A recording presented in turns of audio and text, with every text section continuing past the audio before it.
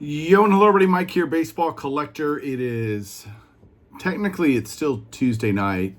The Hall of Fame announcement was a few hours ago. It's late. I don't know if I'll post this video tonight or Wednesday, honestly, but I wanted to go ahead and shoot it because for me, this night is one of the funnest things because I get to take all of my cards of anybody that's elected and move them from part of my collection where it's just stars and whatever to now Hall of Famers.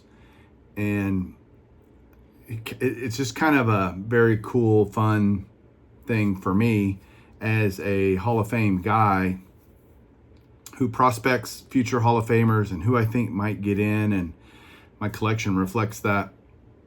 They announced tonight 3 guys: Ichiro, of course, easy no-brainer, but we'll get to him. Sabathia, who I also thought was an absolute no-brainer, and then Billy Wagner, who on his 10th and final ballot finally got enough votes to get in the Hall of Fame. And so what I thought I would do is flip this around and show you the stuff in my collection for those guys that I have and any gaps that now I need to fill in order to kind of round out the collection now that we have 3 new guys that have been elected. I will say before I flip it around, because I want to do this way, whoever you are, the one guy who did not vote for Ichiro, you are an absolute idiot. Your BBWA membership should be revoked. Maybe put you on a special island for people that have no common sense or any idea of what the Hall of Fame is about, because that's the dumbest thing I've ever heard, that Ichiro missed it by 1 vote. Just like Jeter, Mariano's still the only guy that's gotten 100%. And I honestly, I think if the other guy, I wonder if it's the same guy. I haven't seen anything or heard who it was, or if it happened to be the same guy that didn't vote for Jeter. It wouldn't shock me, because there are just those people out there that are so dumb that we just can't, we can't let anybody get 100. If Ruth and Cobb and all them didn't get 100, nobody should today. And I'm going to be the one guy that holds out to make sure. Is just so dumb to me. I can't even tell you. Well, I can't. I'm trying to tell you, actually. And I'm honestly just like, I just want to know what that person was thinking. So that being said, now let's flip it around and look at some stuff in my collection of each of these 3 brand new Hall of Famers. Hang on. All right, let's start with Billy Wagner. He's the one I had the least amount of stuff with, but I don't know. I don't know if I ever thought he would get in. I'm glad he did. I'm one of those. I'm a big Hall guy, and I'm one of those that think Billy Wagner was one of the best, and I saw him play a lot, and he was really good. I remember thinking how great I thought he was when he played. And that matters, I think that matters. A lot of people criticize, he only pitched 900 innings. He was terrible in the postseason when it really mattered, yada, yada. Look, to me, the postseason is one of those things that can only help you. I don't think it's one of those things that should be taken. Not that you disregard it completely, but it shouldn't be. To me, he was a Hall of Famer if he never pitched in the postseason. So the fact that he pitched bad doesn't hurt him to me. If he was a Jack Morris or a guy, that just really stepped it up in the postseason, that would certainly help.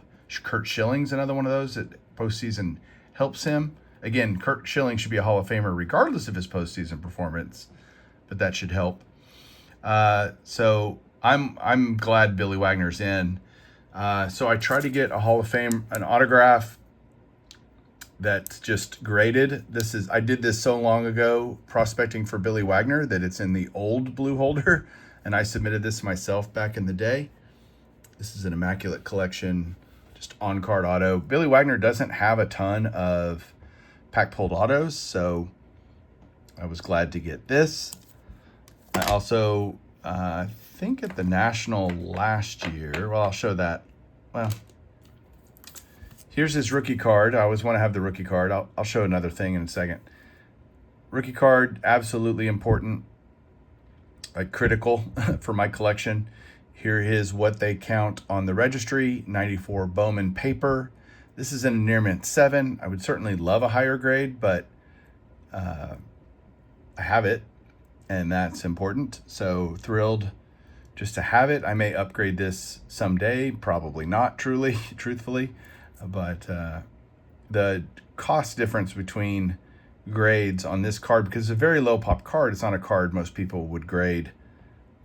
They will now that he's in the Hall of Fame, but they didn't before. And so who knows, they may get cheaper as more and more hit the market, and I may pick one up, but I do have that. Then I also have it signed. This I got from my buddy who got it at the National. And so having either the National or a TriStar show, he got it signed. I think it's got the TriStar sticker on it on the back. So having that pair is awesome. I always want to have a signed rookie if I can have it. That's another part. And the big thing I'm missing for Billy Wagner is his last Topps card, which frankly, I don't even know what it is. And I bet the pop on that is, if this is really low, it's going to be really, really low on some, base Topps card from the end of his career. So, but there's my Billy Wagner stuff. Not a lot, but I have what I really want other than the last Topps card slabbed. All right, CC Sabathia. Let's do him next.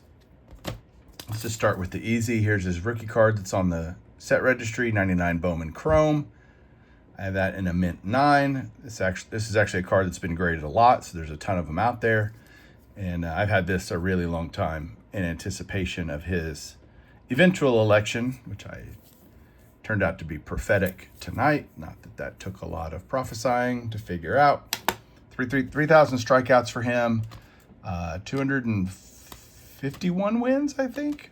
Third most strikeouts for a left-hander of all time, behind Carlton and Randy Johnson. So you guys know all the rest are autos. Here is a 2011 Bowman. That's 2011 Bowman. Yep. I think 2011 Bowman signed. And then the graded auto for the collection is this one. This is 07 Topps. It's also a Plain Days card, which I love. I don't have his rookie signed, unfortunately. But that is awesome right there. Jim Mint 10 on that auto. Then, let's see, some other autos. These are just random. At least certified. What is that? Topps Museum? No, Tier 1. On the Indians. And an old Heritage card. This is IP auto. And then, obviously, I want all the 5 stars of these guys, too. I don't think Wagner has any, honestly. But Sabathia has this one from 2022. I think he has one other one. I got to go do some homework. That's part of the fun for me, too. Is, all right, what else am I missing? Let's go start adding some things to the list. So there's that for Sabathia. So we got the Sabathia stack, the Wagner stack, which is much smaller. Now the Ichiro stack. This will be a fun one. Let's do some cards first. How about 01 Fleer rookie?